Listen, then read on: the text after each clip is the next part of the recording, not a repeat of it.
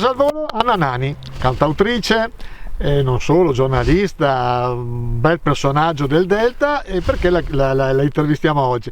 Tu sei reduce da un trasferta importante a Sanremo e naturalmente ti vogliamo chiedere prima di tutto cosa sei andata a fare a Sanremo. Sono andata a cantare al Television Song Contest del patron Mario Greco e ho vinto un premio per la categoria inediti voce radiofonica. Mi hanno detto che insomma sono un bel personaggio, ecco. Che non è il primo, perché no, non è il primo. In 2021 è andato molto bene nonostante il Covid che ha impedito i live, però loro hanno ripreso a fare molti concorsi e insomma ho portato a casa qualche risultato. Ecco, impressione di Sanremo, visto che poi tu hai vissuto anche a Sanremo, io ti ho seguito sui Facebook, eri molto attenta sugli outfit, i vestiti per me erano micidiali e io non sono, voglio dire, una persona più normale del mondo. Io e stile forse non siamo fatti per stare nella stessa frase, però c'era tantissima gente perché io ero andata anche nel 2021, ma nel 2021 Sanremo era zona rossa e entravi solo se avevi permessi, perché io, essendo andata a fare un altro contest,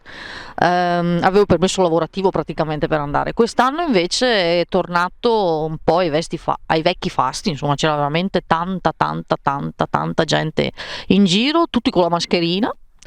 Chiedevano il Green Pass, posso dirlo, ogni locale in dove andavi a prendere il caffè ti richiedevano il Green Pass. È stata una bella esperienza. Seguendoti sempre su Facebook, sì, e sulle tue critiche, tu hai elogiato giustamente Iva Zanicchi, perché hai detto finalmente capisco le parole. Sì, perché all'inizio pensavo che fosse un problema di fonia, di service, pensavo che fosse problema di service, invece nel momento in cui ha cantato lei, ma anche Morandi, Massimo Ranieri, quindi le vecchie guardie, la stessa Elisa, poi che comunque voglio dire ha partecipato a Sanremo la prima volta 21 anni fa, quindi voglio dire anche lei ne ha sulle spalle di musica, ho capito tutte le parole, quindi mi sono dato una risposta. Ho detto che non è colpa del fonico, forse è colpa di chi canta che non sa in qualche modo, diciamo, articolare, ecco, se non cantare. Allora, come diceva Raffo, cosa resterà di questi anni 2020 di musica?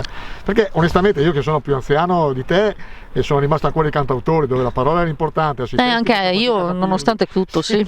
La musica non male onestamente, però effettivamente la parte parola faccio fatica un po'. Guarda, io di questo Sanremo canto tutte le mattine la rappresentante di lista. Ciao. Sì. È un motivetto, una volta l'avrebbero tacciato di essere motivetto facile e secondo me invece è centrato nel pieno, perché poi sono quelli che canti vita natural durante rispetto ad altri. Guardiamo Gianna di Rino Gaetano, che è il mio mito, il tuo mentore. Cioè, è arrivato ultimo, mi pare di ricordare, a quel festival di Sanremo che cantano tutti Gianna. Io sinceramente non ricordo neanche quale sia la canzone che ha vinto quel Sanremo, a parte che non ero nata, però cioè, voglio dire, non ricordo chi abbia vinto, piuttosto di Vasco Rossi, un altro che è arrivato ultimo e ha fatto la storia della musica, quindi non sempre vincere fa la differenza. Quando ho visto il tuo premio, sì, tu hai fatto il commento e hai detto mi piacerebbe che una mia canzone, perlomeno come testo, come anche se non la presento io, arrivasse a Sanremo, quindi Sanremo è ancora la vetrina più importante. Sì, assolutamente, è una sorta di consacrazione, un battesimo e una consacrazione, che però è un'arma secondo me a doppio taglio, perché se ti va bene ti consacra. Se ti va male rimani una delle tante meteore che sono transitate di lì e magari nessuno si ricorda che è passata, insomma. A livello meteore tutti